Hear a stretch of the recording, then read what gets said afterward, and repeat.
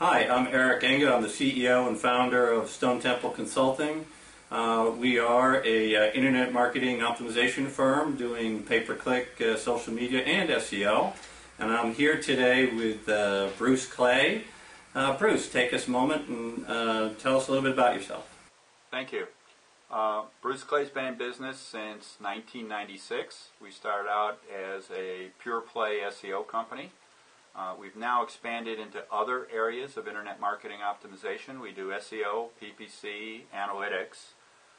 We're Omniture certified as an example. We do conversion rate optimization, social media, and a lot of design architecture work. We are probably well known for speaking at conferences. We wrote the Wiley book, Search Engine Optimization All-in-One for Dummies. We do a lot of courses. I sponsor a lot of conferences, the Search Engine Strategies and Search Marketing Expo. I think I'm either notable there for being a speaker, a teacher, an exhibitor, a sponsor. I think mostly people remember me because I provide drink tickets. That's an important benefit that you bring to attendees. Yes, I think networking is important. So we're pretty well established, I think, in the industry, and we hope to continue to obviously grow within that space. Yeah, super. So Bruce, you and I chatted a little bit offline here about this notion of link pruning. And what we're really talking about here is there's a site that may or may not have gotten a problem in terms of being flagged by Google, but they know they have a problem in terms of their link profile. Too many links from unrelated sources or purchased or whatever they might be. Can you talk a little bit about how you think about link pruning? Yes. We started doing what we call link pruning. It wasn't really, it's still not a mainstream term, but it really does apply to what we do. Perhaps 6-8 months ago. We had a client at one point that was very, very well ranked, but they felt that links were, they bought in to the Kool-Aid, if you will. They understood that links were important, and they thought it was important, and they talked to us, and we've always been a firm that attracts links instead of recruiting links, if you will. We don't buy them, we don't do that. So really about 1.5 years, 2 years ago, they bought into that concept. Somebody sold them the bill of goods. They had been with us for a while, so they said, oh, new eyes, let's try this. They went out, and that person immediately started buying links and spamming links, blog links, all sorts of really spammy kinds of things. They took their rankings, which were significant, and they lost them all. They came back to us, and then all of a sudden we've got a site that we were familiar with. On page looked good, but off page was absolutely a disaster. And we felt by evaluation that what they had done was burned their trust scores. So what had happened is their page rank had gone up and their trust had gone down. They found themselves nowhere in the first 3, 4, 5 pages of ranking. It was time to do a repair. And in the world of finance, there's 2 ways to make money. You either sell more or you spend less. Right. Because the difference is where you're at. And as any good numerator-denominator system seems to be, in this particular case, the biggest bang for the buck was actually in removing the bad links instead of trying to overcome them with more good links. Right. So we invented this term called link pruning.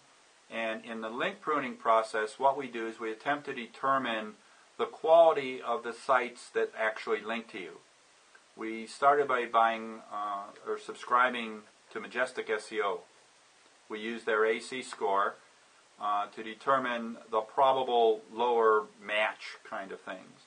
And then we manually went into all of the lowest scored pages, and we determined whether or not they were organic or inorganic inbound links.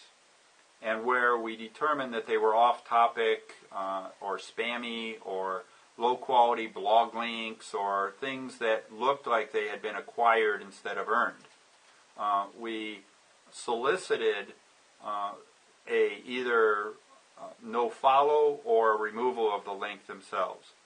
that turned out to be a rather lengthy process.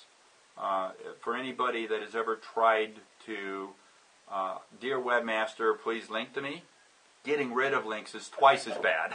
Yeah, exactly. Even if you paid for it originally, they don't want to spend the time to take it off.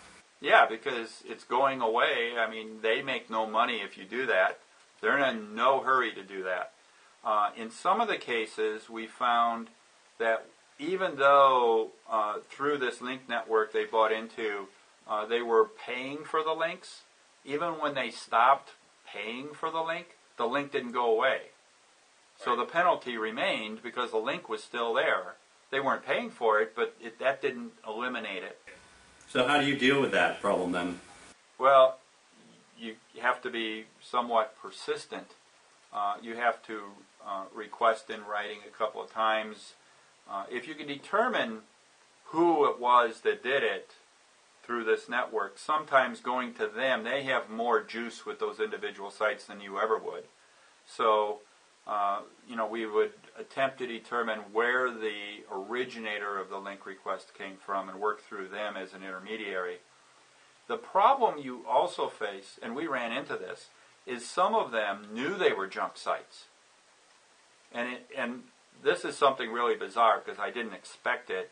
When they knew that they were a junk site, as soon as we requested that they remove the link, they sent us an email saying, we will remove your links for $10 a link. Almost as if they put the link in knowing that eventually you would have to ask them to remove it, and that would be how they would make their money. Yeah. I think it's kind of hard to tell.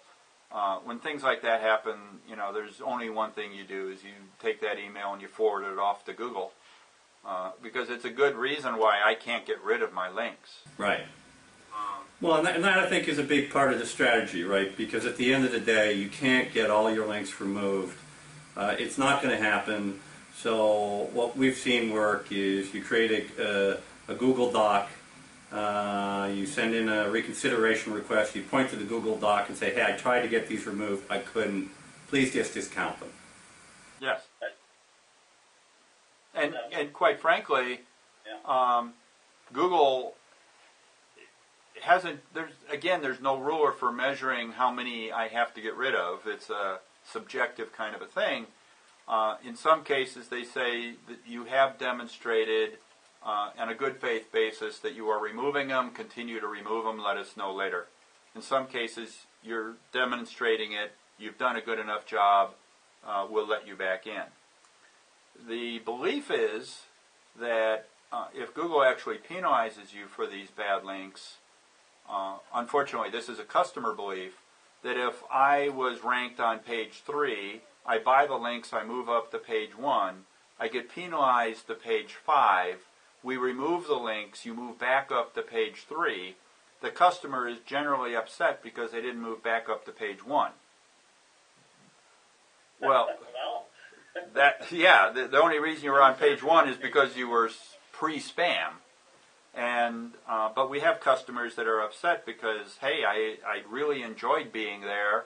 I asked you to fix my links, and you haven't gotten me back to page 1, which is two entirely different situations. Right. Sometimes getting back to where you were before the penalty is all you could really expect. Right. So we won't have time for it in today's video, but obviously then that says that the next thing you do is you work on building good quality organic links to get you back there. But at least by having gone through this process, we'll have taken the problem out of the mix. Well, we hope. As an ongoing thing, by the way, there's maintenance to this. I mean, every month you should say, what is my 5% worst links? How do I prune that 5% and add in 5% at the top? How do I churn my link network to have a generally better quality? Because believe me, Google's going to keep turning that dial. It's going to tighten down, and what made it through last month may not make it through this month. So, the surprise of Google. Awesome. Well, great talk, Bruce. Enjoyed it a lot. Thanks very much. Thank you.